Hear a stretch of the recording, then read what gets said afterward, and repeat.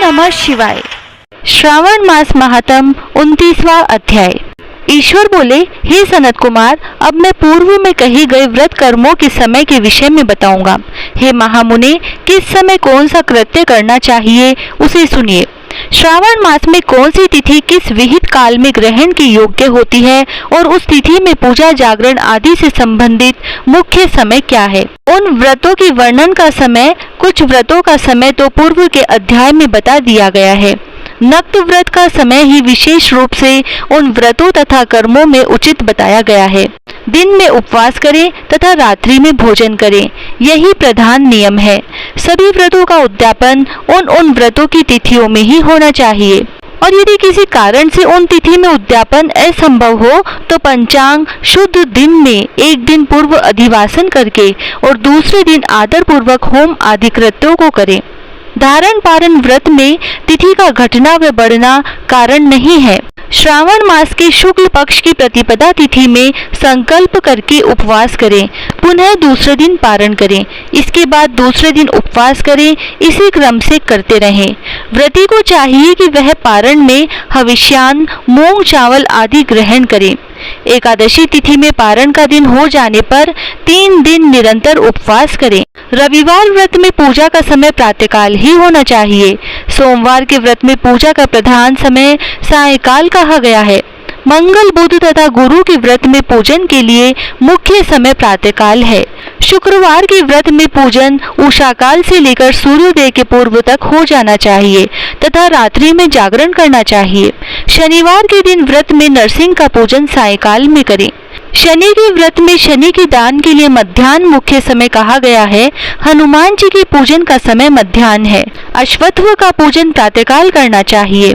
हे वत्स, रोटक नामक व्रत में यदि सोमवार युक्त प्रतिपदा तिथि हो तो वह प्रतिपदा 3 मुहूर्त से कुछ अधिक होनी चाहिए, अन्यथा पूर्व योगिनी प्रतिपदा ग्रहण करनी चाहिए। औदुम्बरी द्वितीया सायकाल व्यापिनी मानी गई है। यदि दोनों तिथियों में पूर्व वेद हो तो तृतीया संयुक्त द्वितीया ग्रहण करनी चाहिए।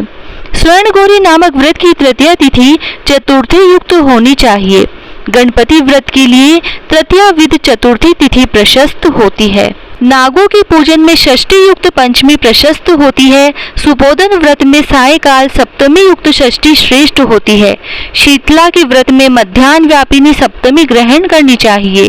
देवी के पवित्रारोपण व्रत में रात्रि व्यापिनी अष्टमी तिथि ग्रहण करनी चाहिए। नक्त व्यापिनी कुमारी नवमी प्रशस्त मानी जाती है। इसी प्रकार आशा नामक जो दशमी तिथि है वह भी नक्त व्यापिनी होनी चाहिए।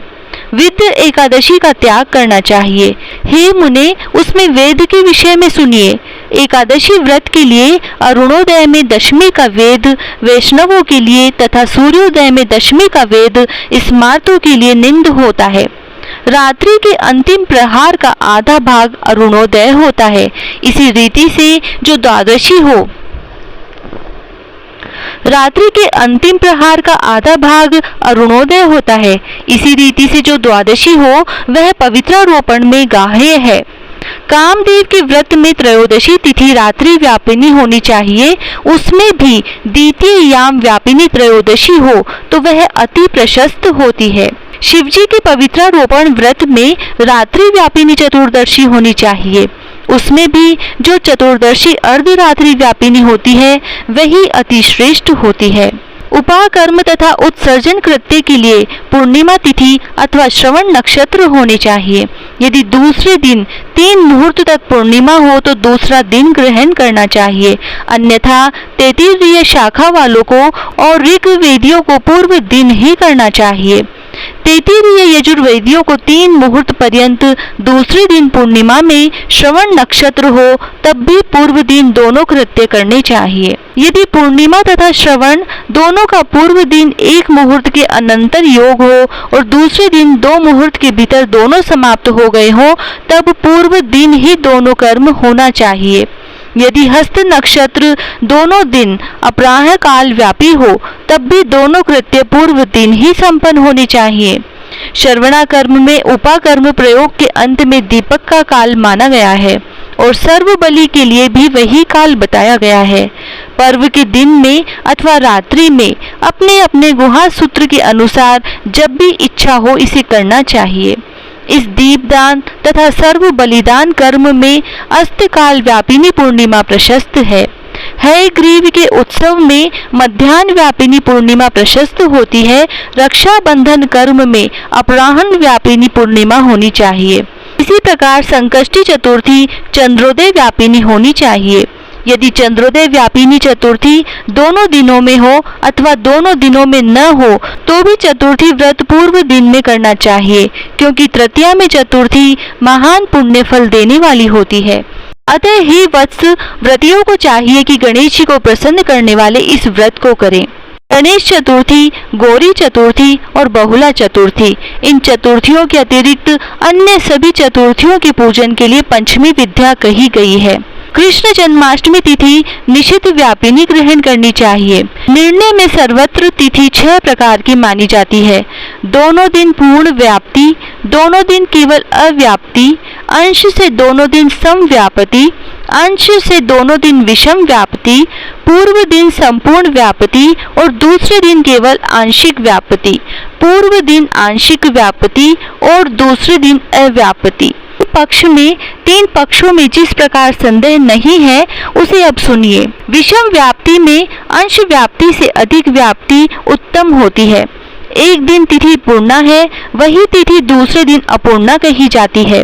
व्याप्ति तथा अंश से व्याप्ति, इनमें अंश व्याप्ति उत्तम होती है, और जब अंश व्याप्ति पूर्ण हो तब अंश से सम हो वहाँ संदेह होता है और उसके निर्णय में भेद होता है। कहीं युग्म वाक्य से वार व नक्षत्र के योग से, कहीं प्रधान दय योग से और कहीं पारणा योग से। जन्माष्टमी व्रत में संदेह होने पर तीनों पक्षों में परागाह होती है। यदि अष्टमी 3 प्रहर के भीतर ही समाप्त हुई हो तो अष्टमी के अंत में पारण हो जाना चाहिए, और उसके बाद यदि अष्टमी उषा काल में समाप्त होती हो तो पारण उसी समय करना चाहिए। पिठोर नामक व्रत में मध्याह्न व्यापिनी अमावस्या शुभ होती है और वृषभों के पूजन में सायकाल व्यापिनी अमावस्या शुभ होती है। कुशों के संचय में संगव काल, यह दिन 5 भागों में से दूसरा भाग होता है, व्यापिनी अमावस्या शुभ कही गई है। सूर्य के कर्क संक्रमण में 30 घड़ी पूर्व का काल पुण्यमय मानते हैं। अगस्त्य के अर्घ्य का काल तो व्रत वर्णन में ही कह दिया गया है। हे वत्स, मैंने आपसे यह कर्मों के काल का निर्णय कह दिया। जो मनुष्य इस अध्याय को सुनता है अथवा इसका पाठ करता है वह श्रावण मास में किए गए सभी व्रतों का फल प्राप्त करता है। इस प्रकार श्री स्कंद पुराण के अंतर्गत ईश्वर सनत कुमार संवाद में श्रावण मास महात्म्य में व्रत निर्णय काल निर्णय कथन नामक 29वां अध्याय पूर्ण हुआ। जय श्री राधे।